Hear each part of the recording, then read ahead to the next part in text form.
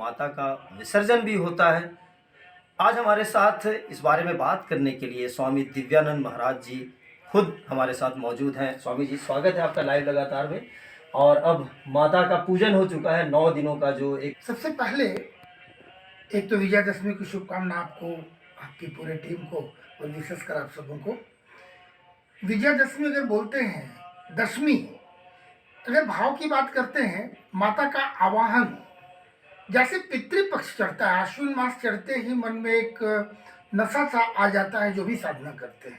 मैं साधना का तात्पर्य जो गृहस्थ साधक हो या वो तंत्र साधक हो, जिस प्रकार से भी अपनी जिस पद्धति से जिनका जो स्तर है पूजा करने का, उस समय से एक खुमार सा आ जाता है मन में। और अश्विन नवरात्र जब चढ़ा तो माता को आवाहन स्मरण होगा। प्रतिपदा के दिन किस प्रकार का एक वातावरण होता है, कलश स्थापना करना, जिसने नहीं भी किया कलश स्थापना, लेकिन कलश स्थापना करना उस दिन प्रारंभ करना।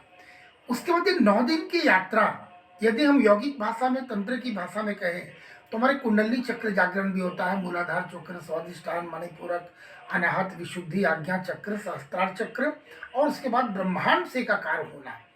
इतनी रहस्यपूर्ण, अगर माता दुर्गा बोलते हैं तो ये भी कह सकते हैं माता दुर्गा यानी संपूर्ण ब्रह्मांड की एक पावर हाउस। वो इसीलिए कहा जाए, माता दुर्गा का अपने आप में कोई प्रतिमा नहीं मानेंगे। जब असुरों का बहुत अत्याचार बढ़ गया और देवदानों में जब ये बढ़ता चला गया रोष, और उसके बाद जब त्रस्त हो गए देवतागण भी, तो सभी देवताओं ने मिलकर एक शक्ति पुंज का आविर्भाव किया जो माता दुर्गा हुई।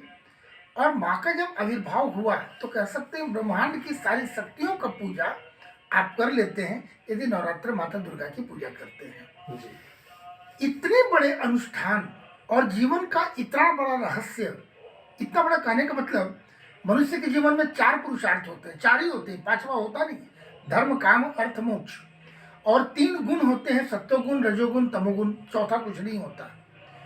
तीनों गुण की अधिष्ठात्री देवी Mahasaraswati, Mahalakshmi, Mahakali is equal to माता दुर्गा। इतनी बड़ी साधना और जीवन का इतना बड़ा, मनुष्य योनि में आने का सबसे बड़ा एक ही लक्ष्य होता है। लोग भूल जाते हैं सामान्यतः, एक साधक भी, सन्यासी भी भूल जाते हैं, किंतु मुख्य उद्देश्य यही है, मोक्ष की प्राप्ति। और धर्म, काम, अर्थ, मोक्ष, ये चारों प्रदान करने वाली माँ हैं। इनकी पूजा हम सबों ने करी 9 दिन तक, और आज दशमी का दिन, अब तो माँ जा रही है। ये बड़ा मुश्किल है, ये इसको कहना मैं थोड़ा बोल नहीं पाता हूँ कि माता का आगमन जब उनको हम बुलाते हैं क्या हर्ष होता है, तो माता की विदाई वाली बात थोड़ा बोलना बड़ा मुश्किल हो जाता है। फिर भी मेरा प्रयास होगा। तो आज माँ जा रही है तो ये अंदर में तो एक उमंग है कि माता का आशीर्वाद मिला, लेकिन मन में ये बहुत क्षोभ हो जाता है कि माँ जा रही है। हम तो मानव जाति के मनुष्य हैं, ये भावना आती ही है। हम जितने भी अपने आप को नियंत्रित कर लें कि माँ मेरे साथ में है, मेरे हृदय स्थल में है, कण कण में है, पर जिस रूप में माँ को बुलाया, 9 दिन उनकी अनुकंपा रही, एक एक कण, एक एक क्षण उनका हमको आशीर्वाद मिला। अब वो माँ जा रही है वापस। बातें हम माँ को रख भी नहीं सकते, उतनी मेरी शक्ति भी नहीं है कि हम माँ को ज़्यादा रख ले, क्योंकि प्रथम दिवस में आवाहन के समय मैंने, हम सभी ये प्रार्थना करते हैं कि माँ ये 9 दिन के लिए आपको निमंत्रण दे रहे हैं, आप सब छोड़ के मेरे यहाँ आए, और माता आती है, यह विश्वास है। और रखने की ताकत नहीं तो विसर्जन में कहते हुए कि माँ अपने स्थान को वापस ग्रहण करें, फिर जब हम पुनः कोई अनुष्ठान करेंगे तो आपका आवाहन करेंगे, कृपया पाएंगी। इस भाव से माँ को विसर्जन करते हैं। तो ये विसर्जन का क्षण बड़ा ही थोड़ा मुश्किल होता है। चलिए उस पर बहुत ज़्यादा विस्तार से जाना और क्या है, ठीक है। हाँ, और बाकी दिन की बात कहें, इसके के पूरा संपूर्ण शब्द कहते हैं तो विजयादशमी, विजय का पर्व। क्या विजय? असत्य पर सत्य का विजय, नेगेटिव पावर के ऊपर में पॉजिटिविटी लाना, यही एक उद्देश्य है। विजयादशमी के दिन रावण दहन भी होता है, उसका प्रतीक भी यही कर सकते हैं। रावण का 10 सिर था, जबकि रावण महापंडित, महाप्रकांड विद्वान, शिव का भक्त, शिव के बहुत बड़े भक्त। हम लोग यदि कहते हैं विजयादशमी के दिन क्या करना चाहिए, तो चलिए बीच में ही मैं बता दूं राम रक्षा स्तोत्र का पाठ करना और साथ ही साथ रावण कृत शिव तांडव स्तोत्र का भी पाठ करना चाहिए, जबकि आज के दिन रावण का वध हुआ था। हम लोग इसकी भी चर्चा करेंगे। रावण वध के बाद आज थोड़े राजनीतिक या जो भी रहा मैं वही पूछ रहा था कि इसको लेकर भी कई तरह की बातें सामने आ रही है। दहन करना चाहिए, नहीं करना चाहिए। कई लोग बोलते हैं कि रावण का दहन करना उचित नहीं है, क्योंकि वो प्रकांड विद्वान भी था और भगवान शिव का बहुत बड़ा या कहा जाए सबसे बड़ा भक्त था, उन्हें वरदान भी मिला था। तो क्या इस पर क्या कहेंगे महाराज जी आप? बिल्कुल, ये प्रश्न बहुत अभी के लिए प्रासंगिक भी है, क्योंकि समाज में कई तरह की बातें आ रही है। एक वर्ग विशेष ये बहुत जोर से पड़ गया है कि रावण विद्वान से ज्यादा उस पर वो अंडरलाइन कर रहे हैं कि एक ब्राह्मण था, ये ब्रह्म हत्या हुआ है, राम को भी ब्रह्म हत्या लगा था और रावण वध नहीं होना चाहिए, रावण दहन नहीं होना चाहिए। देखिए हमारा शास्त्र क्या सिखलाता है, या नवरात्र क्या सिखलाता है, असत्य पर सत्य की विजय।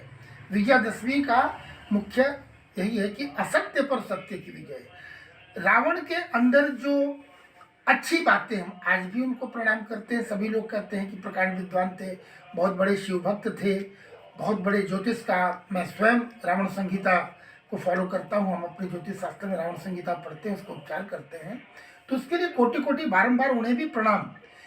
रावण के अंदर में ब्राह्मण होने के साथ साथ आसुरी प्रवृत्ति थी। अगर माता और पिता दोनों को देखें तो एक ब्राह्मण थे तो एक राक्षस कुल के भी थे। वो राक्षसी प्रवृत्ति के कारण जगत माता सीता का जो अपहरण किया, देखिए माता को कौन अपहरण कर ले, ये तो भगवान की लीला थी और हमें सिखलाने के लिए। लेकिन वो शिक्षा जो देकर गए हम कलयुग के लोगों के लिए कि क्या मानना क्या नहीं मानना, कहीं ना कहीं अप्रत्यक्ष रूप से वो सारे विद्वान एक वर्ग जो इसका विरोध कर रहे हैं, कहीं ना कहीं श्री राम के प्रति उनकी उदासीनता है। राम को छोटा करके रावण को आगे बढ़ा रहे हैं। राम का अपना स्थान है, रावण का अपना स्थान है, मैं रावण से कहीं डिनाई नहीं करता, किंतु रावण में जो आसुरी प्रवृत्ति थी, उनके अंदर में 10 सिर के अंदर में जो 10 वृत्तियां थी, उसका दहन करना है, ना कि रावण का। रावण मेरे पास है भी नहीं, हमारे बस की बात है नहीं। एक प्रतीक के रूप में रावण की प्रतिमा बनाते हैं, उसका श्री राम के द्वारा वध किया जाता है प्रतीक के रूप में, हम उनका दहन करते हैं। यानी हमने अपनी आसुरी वृत्तियों का, जो हमारे अंदर में नकारात्मक वृत्तियां हैं, उसे दहन करना, जिसे हम हवन में भी कहते हैं कि हवन में जो आहुति डालते हैं, अपनी बुरी वृत्तियों की आहुति डालें, वो स्थूल रूप में कर रहे हैं, सूक्ष्म रूप में ही करना चाहिए। तो चलिए, यानी कि इसको प्रतीक ही समझा जाए। प्रतीक रावण का जो पुतला है उसके अंदर जो आसुरी वृत्तियां हैं, जो कि हर इंसान के अंदर है, हर व्यक्ति के अंदर है, कुछ ना कुछ, चाहे वो लोभ हो, क्रोध, लोभ, मोह, ये सारी चीजें हैं। काम हो, क्रोध हो, अहंकार हो, हाँ, ये तो जो 5 माना था, काम, क्रोध, षड दोष, 6 दोष है, ये तो बिल्कुल नेचुरल है, इससे कोई कह नहीं सकता। तो राम को अब आज अगर कुछ वर्ग जाति में बांटने लग जाए देवी देवताओं को, तो मैं समझता हूँ इस पर ज़्यादा बोलना मैं कहीं नहीं चाहता हूँ, किसी को ठेस पहुँचाना मेरा ये नहीं है, लेकिन कहीं ना कहीं एक प्रकार से अपराध हो रहा है भगवान के, कहीं ना कहीं किसी प्रकार से उनका अपमान कर रहे हैं।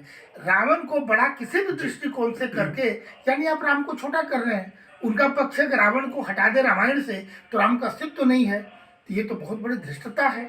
हम भगवान के हो, एक सन्यासी का कोई जात नहीं होता है, संत का कोई जात और गोत्र नहीं होता, तो भगवान तो फिर जात न पूछो शादी, कितनी अच्छी बात कही आपने। तो भगवान को अगर हम जाति में बांटने लग गए, यानी आप कहीं ना कहीं जातिवाद कर रहे हैं, और इसके पीछे कहीं ना कहीं राजनीतिक आपका दृष्टिकोण है।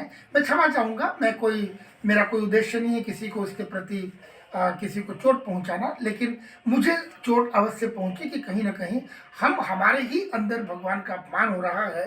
तो जो हमारे जो विधर्मी है समाज में, उन्हें तो अवसर मिल जाता है। तो आइए विजयादशमी की बात करते हैं। विजयादशमी में बहुत खुशी उमंग मनाना है, माता की विदाई एक अलग पक्ष है, किंतु हमने अनुष्ठान किया, माता की अनुकंपा मिली, और हमने ये विश्वास माना जाए कि असत्य पर सत्य का विजय हुआ, मैं भी करूँगा, ये प्रत्येक व्यक्ति को ये भावना रखनी चाहिए। एक और अच्छी बात बताना चाहूँगा, जो कि बहुत चर्चा में नहीं होता है, और ये आज की पीढ़ी को जानना आवश्यक है। जो भी करते हैं, माता पिता को, इष्ट देव को, गुरुजनों को प्रणाम करके, पड़ोसी में सगे संबंधी सभी को चरण स्पर्श करना, सभी से आशीर्वाद लेना, पकवान व्यंजन खाना खिलाना, ये तो है ही। और पूजा से संबंधित सभी लोग किए होंगे, उस पर मैं विस्तार से नहीं जाऊंगा। नीलकंठ दर्शन, ये कहना इसलिए आवश्यक लग रहा है कि बहुत चर्चा में नहीं है और ये बहुत ज़्यादा लोग जानते नहीं हैं। नीलकंठ दर्शन का विशेष महत्व है। आज के हमारे इंटरनेट के युग में या तो इसे दुर्भाग्य कहा जाए या दूसरा पक्ष है कि सौभाग्य है। दुर्भाग्य इसलिए है कि वट सावित्री पूजा में भी देख रहे हैं कि लोग फोटो में पूजा कर रहे हैं, नीलकंठ कहाँ मिले वो दर्शन करना दुर्लभ है। तो ये तो हमारा दुर्भाग्य, पर सौभाग्य है कि जो मिल नहीं पाता उसके प्रतीक रूप में मित्रगण इष्टगण फोटो भेज देते हैं नीलकंठ का, हैप्पी विजयादशमी बोलकर। तो चलिए कम से कम फोटो ही सही, लोगों को कम से कम जीवंत रखा जा रहा है। दर्शन मतलब क्या लाभ है नीलकंठ के दर्शन? नीलकंठ के दर्शन से कई प्रकार के आपके लाभ मिलते हैं, शुभ माना गया है। कारण उसका क्या है? भगवान राम जब श्रीलंका जा रहे थे लंका पर विजय प्राप्त करने के लिए, तो जाते समय नीलकंठ का दर्शन हुआ था। तो ये मान्यता है कि जो भी बातें उसमें इवेंट्स में जब आते हैं तो ये जुड़ जाती है बातें हमारे स्मरण के लिए। तो उस समय दर्शन हुआ था, तो यदि मुझे भी दर्शन होता है, हमें भी दर्शन होता है, तो हम भी लाभान्वित होंगे। कई प्रकार से लाभ मिलते हैं। और उससे सबसे बड़ी बात जिसकी चर्चा अभी रावण दहन से संबंधित, रावण के वध से संबंधित बातें हुई थी, ये बात भी सत्य है। हमारा शास्त्र पुराण प्रमाण देता है कि जो सिखलाने के लिए भगवान, तो भाई श्री हरि विष्णु जगत के पालनहार, उनके अवतार रहे श्री राम त्रेता में, उन्हें क्या दोष लगना। हाँ, और वो तो रावण का भी उद्धार कर दिए। किंतु लौकिक रूप में माना जाए तो ब्रह्म हत्या का पाप श्री राम को लगा था, और उसी के पश्चाताप के कारण ये संपूर्ण एपिसोड समाप्त होने के बाद अपने अनुज श्री लक्ष्मण जी के साथ में उन्होंने एक यज्ञ किया भगवान महादेव का। महादेव जी का उन्होंने पूजन किया पश्चाताप स्वरूप, और महादेव पृथ्वी पर नीलकंठ के रूप में उस समय पृथ्वी पर पधारे थे।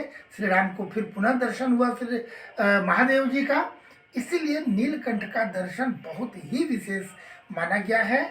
और नहीं तो फोटो में ही काम चलेगा। भगवान महादेव का एक नाम नीलकंठ भी है, जब उन्होंने विष्णु कंठ में धारण किया था। करेक्ट। बहुत बहुत धन्यवाद। तो ये थे स्वामी दिव्यानंद जी महाराज, जिन्होंने दशहरा, विजयादशमी और नीलकंठ के